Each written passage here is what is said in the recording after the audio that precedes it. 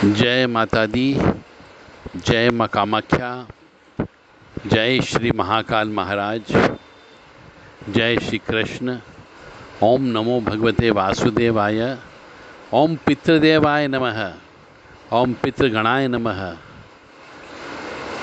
देव Radha trust Satyavani channel, जो कि आपको हमेशा सत्य से रूबरू कराती है। आज हम इसी तारतम्य में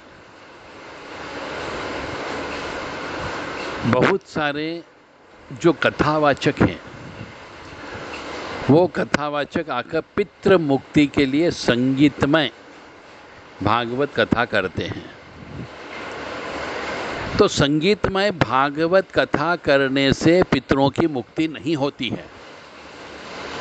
मानो या न मानो, ये सत्य। आपके पैसे बर्बाद हो जाएंगे, गांव वालों के पैसे बर्बाद हो जाएंगे, समाज के पैसे बर्बाद हो जाएंगे, कोई समिति है तो उसके पैसे बर्बाद हो जाएंगे, कोई ट्रस्ट है तो उसके पैसे बर्बाद हो जाएंगे, क्योंकि संगीतमय भागवत कथा से कभी पितृ मुक्ति होती ही नहीं है। पर तथाकथित कथावाचक आजकल पैसे लूटने के चक्कर में संगीतमय भागवत जी करते हैं पितृ मुक्ति और मोक्ष के लिए। अरे जब तक इन पितरों को पूरी श्रीमद् भागवत कथा महापुराण नहीं सुनाई जा सकती, तब तक कैसे मुक्ति मिलेगी। संगीतमय भागवत कथा महापुराण का मतलब हो गया, आप 3-4 घंटे भागवत जी करोगे, उसमें से भी खास संस्करण ले लोगे। पूरी भागवत जी का तो पाठ नहीं होगा, पूरी भागवत जी का तो वाचन नहीं होगा, पूरी भागवत जी का तो प्रवचन नहीं होगा। तो आप 3-4 घंटे में पूरी भागवत जी का सार उन प्रेतों को, उन पितरों को नहीं समझा सकते। और फिर उसमें भी नाच गाना होगा, उछल कूद होगा। संगीतमय का मतलब क्या? अब हर 15 मिनट के अंदर भजन गाओगे, नाचना गाना करोगे, और 15 मिनट बोलोगे, आधा घंटा नाच गाना होगा। तो ऐसे में कोई भी पितरों की मुक्ति नहीं हो सकती, और न ही पितरों की भागवत जी हो सकती, न पितरों को मोक्ष मिल सकता है। तो मेरा ऐसे बहुत से जो गांव वाले हैं, कम पढ़े लिखे हैं, कम धन वाले हैं, उन सब से विनम्र निवेदन है कि कोई भी काम कराओ तो बिल्कुल ठोक बजा के कराओ, अच्छे से करवाओ।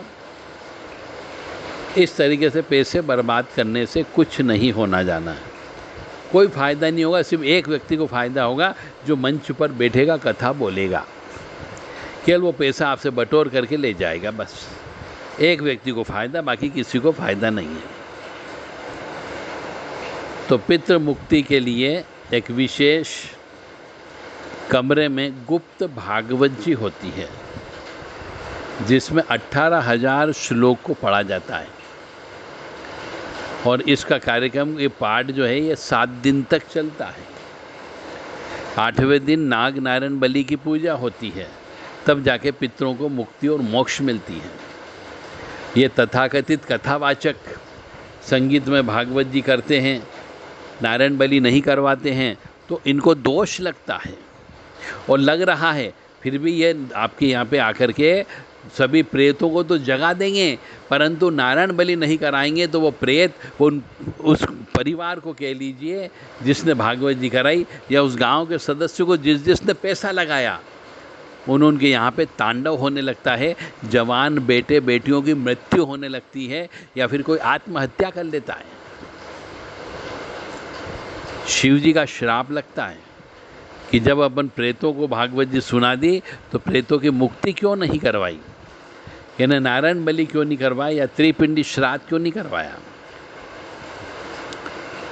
तो मेरा आप सबसे विनम्र निवेदन है कि संगीतमय भागवत कथा के माध्यम से किसी भी पितृ की मुक्ति नहीं हो सकती और न ही मोक्ष हो सकता है। इस बात को आप गांठ बांध लें। आपको ज्ञान नहीं होने की वजह से आप ऐसे कथावाचक को बुला लेते हो जो कम पैसे में कथा करता है, और आपको नुकसान, पैसा भी ले जाएगा और नुकसान भी कर देगा, आपके पुण्य का नाश भी कर देगा।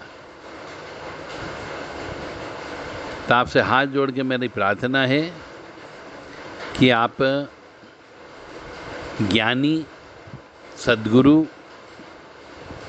शास्त्री ऐसे व्यक्तियों के माध्यम से पितृ मुक्ति, पितृ मोक्ष की भागवत जी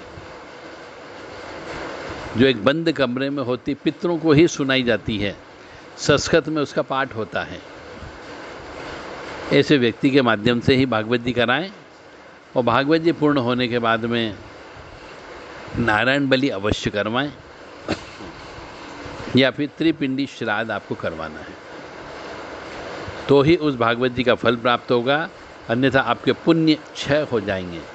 फिर आपको भागवत जी होने के बाद जो लाभ मिलना चाहिए, लाभ के बजाय हानि होने लगेगी, व्यवसाय बंद हो जाएगा, घर परिवार में रोग लग जाएंगे, शोक लग जाएंगे। जय माता दी।